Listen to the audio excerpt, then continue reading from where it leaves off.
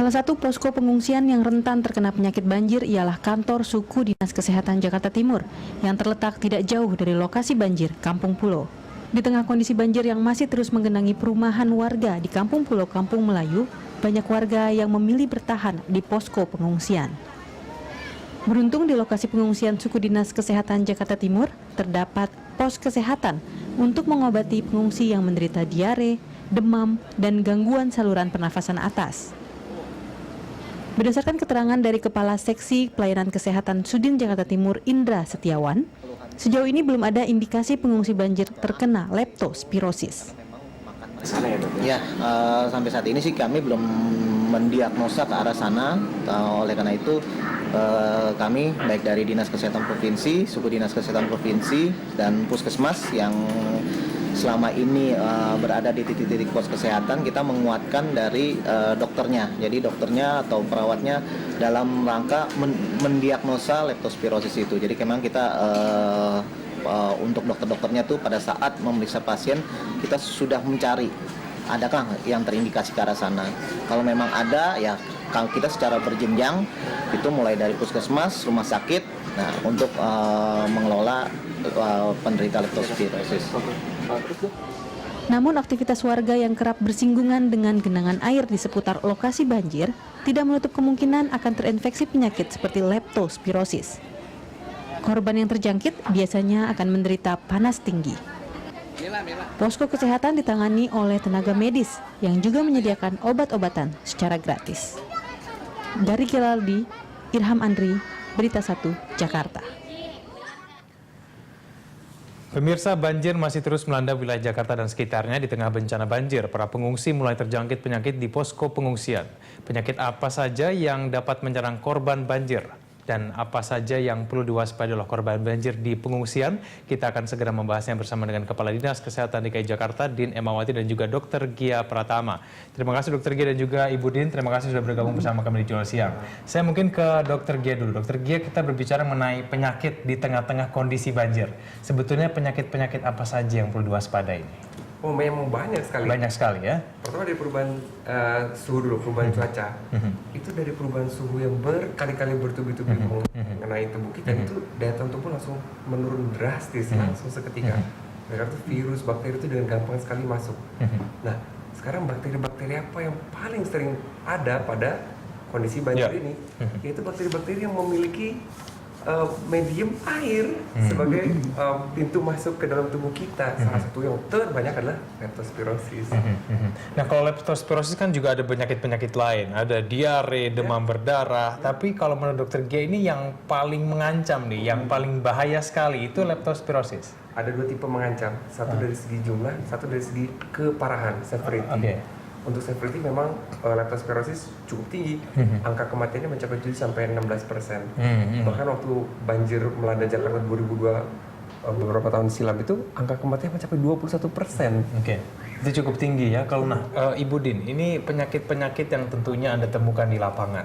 Apakah sudah menemukan leptospirosis itu, atau mungkin apa penyakit yang paling dominan di pengungsi sekarang seperti apa? Ya, kita buka posko kesehatan sejak tanggal 13 sampai dengan saat ini. Kita masih ada 24 posko kesehatan yang kita pertahankan ya pada tempat-tempat pengungsian. Nah, yang paling banyak sebetulnya ISPA, jadi batuk pilek tadi. Itu hampir tinggi sekali ya, itu nomor satu. Kemudian yang kedua gatal-gatal. Dia kita maklum mereka mondar-mandir ke air, mondar-mandir ngambil barangnya. Kemudian yang ketiga adalah diare. Kemudian yang keempat baru muncul 1 minggu terakhir ini leptospirosis. Itu yang sebetulnya yang paling saya takutin. Kemudian DBD juga sudah mulai naik ya. Jadi artinya kalau selama masih ada genangan air, kemudian masyarakat tidak mau waspadai dengan baik, maka itu akan terjadi. Tapi kalau kita berbicara mengenai penyakit, ini kan seperti yang tadi Dokter G bilang, ini kan mediumnya semua air.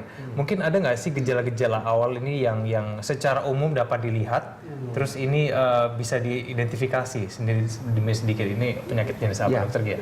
Untuk yang mana? Untuk leptospirosis? Iya, leptospirosis. Itu gejalanya terlalu umum, bahkan seperti common cold biasa, seperti flu-like aja gitu. Gejalanya cuma demam, dan kebanyakan nyeri sih, khususnya pada otot betis, paha, ini punggung belakang. Tapi sisanya mirip Kecuali stadiumnya sudah lanjut, maka berubah jadi ikterik, ada hepatomegali dan lain sebagainya. Lalu untuk mengidentifikasi bahwa yang ini penyakit leptospirosis, yang itu demam berdarah, yang ini diare, itu bagaimana mungkin?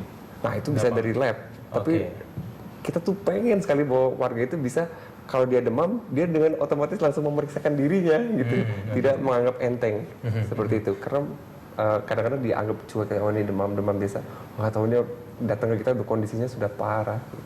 Oke, nah kalau Ibu Din, mungkin Anda menemui berbagai pasien. Ini banjir ini gejala awal dan paling susah ditangani itu penyakit apa sih Bu? Kalau yang sekarang sebetulnya kalau kita di posko kesehatan itu kapasitas adalah dokter ya, nggak ada yang perawat kalau di Jakarta.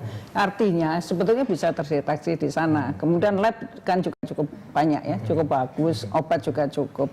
Memang kadang-kadang tadi yang seperti dikatakan oleh Dokter Gia, demam itu kan banyak, apalagi Jakarta kan endemis DBD ya, bisa lepto, bisa DBD, bisa cikungu ya, masih terlalu banyak. Nah, hanya ada kekasan satu tadi, betis yang sakit sekali. Harusnya masyarakat di Jakarta begitu demam silahkan untuk ke posko kesehatan, toh gratis kan. Nanti dengan di situ maka kita akan eliminasi apakah dia sakit yang perlu kita rujuk atau enggak. Oke, di segmen berikutnya kita akan lebih banyak berbicara mengenai fasilitas apa saja di posko kesehatan. Mampukah itu mengobati para penyakit-penyakit yang sudah kita bicarakan tadi? Pemirsa, Jurnalisnya akan segera kembali. Ya pemirsa, kita akan kembali lanjutkan dialog kita mengenai kesehatan di beberapa lokasi di banjir. Namun kita akan melihat dulu bagaimana kondisi terkini dari posko kesehatan di wilayah Kampung Pulo, Kampung Melayu, Jakarta Timur. Di sana sudah ada reporter Berita 1, Gali Geraldi. Ya Gali, bagaimana kondisi posko kesehatan di sana? Apakah sudah banyak pengungsi yang berobat? Gali. Ya baik, selamat siang Egan. Pemirsa, memang dapat kami informasikan di posko pengungsian yang berada di suku Dinas Kesehatan Jakarta Timur ini, Kampung Melayu lebih tepatnya, memang pada hari ini para pengungsi memang sudah melakukan check up ataupun memeriksa kesehatannya kepada petugas medis yang memang sudah siap sedia dari pagi hingga malam atau lebih dikatakan 24 jam ini. Dan kemudian memang posko kesehatan yang didirikan oleh suku Dinas Kesehatan bekerja sama dengan Puskesmas wilayah Kampung Melayu Jakarta Timur ini telah ada sejak 1 bulan ini ya Gan. 1 bulan itu terhitung sejak musibah banjir melanda ibu kota DKI Jakarta, dan pada saat itu pula memang posko kesehatan didirikan di daerah suku Dinas Kesehatan ini. Dan yang dapat kami informasikan lagi ya kan, perharinya kira-kira petugas medis bisa menangani puluhan hingga ratusan pengungsi yang mulai terjangkit penyakit seperti contohnya penyakit diare, gatal-gatal, kemudian hingga penyakit demam tinggi. Dan untuk itu semua, obat-obatan yang ada di posko kesehatan ini pun tidak dipungut biaya ya kan, alias gratis. Hanya saja mereka yang ingin berobat sini hanya menyertakan KTP ataupun identitas diri lainnya. Egan. Mungkin Anda bisa ceritakan mengenai fasilitas apa saja yang tersedia di posko kesehatan di sana kali.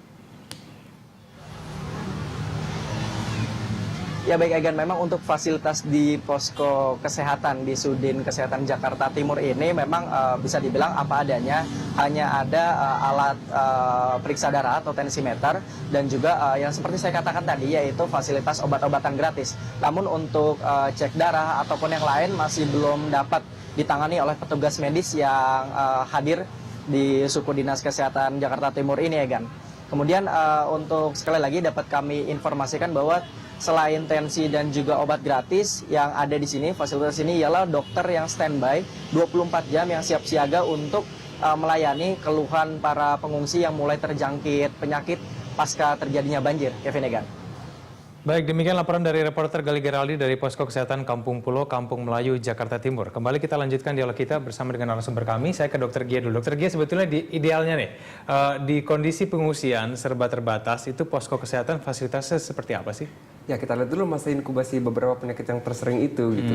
Kebanyakan masa inkubasinya adalah 1 sampai 2 minggu. Jadi dari sejak kuman atau virus itu masuk, baru terdeteksi muncul gejalanya adalah 1 sampai 2 minggu berikutnya. Itu pun kita masih harus ada posko itu gitu. Nah kalau yang Anda cermati dengan posko kesehatan yang contohnya di Kampung Pulo tadi yang kita lihat dengar laporannya, itu apakah sudah mampu mengatasi penyakit-penyakit yang saat ini bermunculan? Oh iya, cukup mampu untuk memfilter. Jadi untuk lini awal, dan kita di rumah sakit udah siap dengan kalau menerima rujukan apapun yang dari seluruh posko-posko tersebut.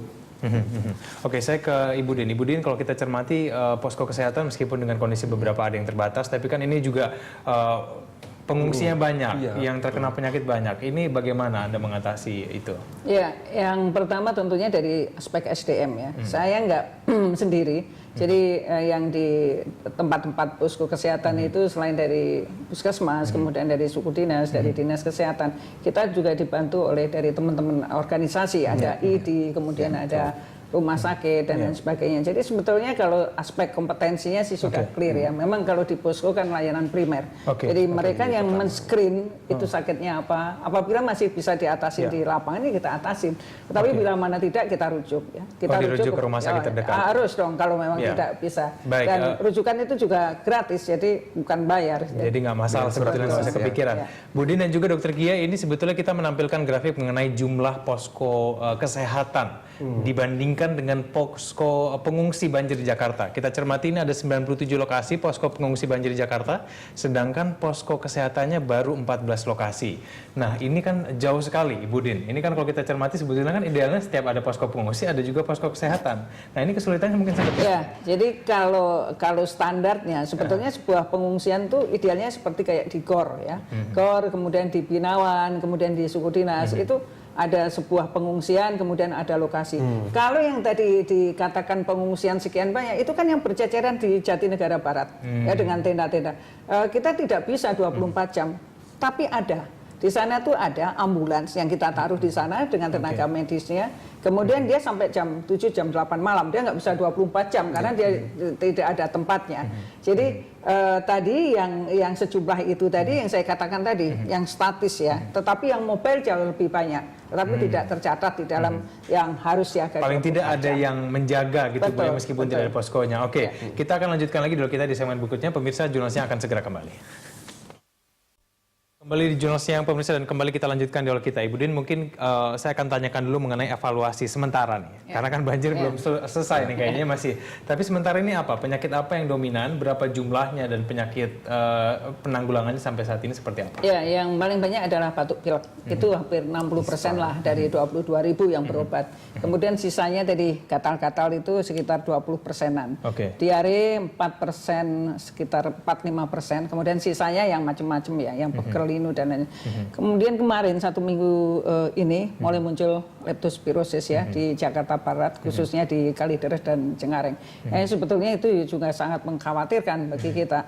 Itu diketemukan oleh teman-teman dari posko kesehatan, dirujuk ke Rumah Sakit Cengkareng, kemudian ada yang di Rumah Sakit Budiasi dan di Rumah Sakit Tarakan. Sudah tahap lanjut. Tapi itu semua sudah dalam penanganan lebih lanjut Bu ya. Dan sedangkan kalau misalnya ada banyak pasien yang sebetulnya tidak menyadari kalau dia sakit, itu juga ditemukan tidak Bu? Susah tidak sih? Karena kan itu kan membutuhkan orang datang ke posko mengecek. Kalau orang yang tidak mau datang ngecek itu bagaimana Bu? Artinya perlu penyuluhan, sosialisasi tentang penyakit-penyakit seperti itu. Itu harus kita sampaikan ke masyarakat. Pada waktu di posko kesehatan, saya tekankan kepada dokter saya di sana supaya dia sering-sering melakukan penyuluhan. Kalau demam, terutama demam ya, saya takutnya demam itu kan tadi banyak tadi, mungkin DBD, mungkin lepto, mungkin cikungunya, mungkin typhoid. Tetapi yang paling berat kan 2 tadi ya, lepto dengan DBD. Nah ini kalau tidak kita antisipasi sejak awal kan bahaya. Jadi mulai kita lakukan, kemudian kita screen. Kalau memang harus kita rujuk kok. Karena setiap posko pengungsian yang tadi yang stay seperti di suku dinas itu ambulan tersedia 24 jam. Saya akan ke Dokter Gia dulu, namun kita akan melihat dulu, sebelum saya ke Dokter Gia, saya akan melihat beberapa tanggapan dari masyarakat, keluhan tentunya mengenai penyakit yang mungkin mereka derita. Berikut ini. Ya, demam, panas gitu kan, ini kan karena hawanya hujan, jadi itu panas dingin aja, meriang kayak gitu-gitu, gatel kan kaki karena sering kena air banjir, kayak gitu aja. Iya nih anak saya. Sudah berobat? Ya paling saya udah berobat, kan di sini ada pengobatan ini juga di sini gitu. Nah, posko. Udah hampir 8 hari dari mulai musim hujan terus saya ini ngepanas dingin, cuma nggak bisa dirasain. Ini saya bocor tidur. Meriang ya? Kenapa nih Bu? Karena kehujanan? Iya, saya pusing juga kali ya. Udah saya berobat, udah gitu nggak ada obatnya. Nggak dapet obatnya? Katanya maaf nggak ada obatnya. Baik, itulah tanggapan dari beberapa masyarakat. Saya ke Dokter Gia. Dokter Gia, sebetulnya untuk mengatasi keluhan-keluhan dan juga mengatasi penyakit yang mungkin mereka derita di tengah-tengah kondisi pengungsian, ini kan kotornya juga sama, lembabnya juga masih sama. Bagaimana mereka bisa mengatasi penyakit yang mereka hadapi? Apalagi keluhannya juga bermacam-macam, Dokter Gia. Itu dia.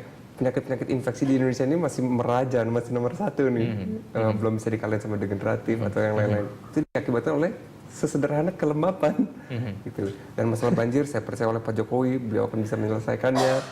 Tapi untuk masyarakat sendiri memang butuh edukasi yang sangat banyak seperti Nah, kalau di ini. kondisi pengungsi sekarang nih, yang kelihatannya semua terbatas, maka mungkin ada yang malas ke posko pengungsian karena mungkin antriannya banyak gitu ya. Tapi nah itu seperti apa? Bagaimana? Kita yang datang sih untuk penyuluhan. Ada nggak sih tips mungkin buat mereka sendiri supaya mereka bisa mengatasi penyakit mereka tanpa mereka harus pencegahan berarti kan kita masuk.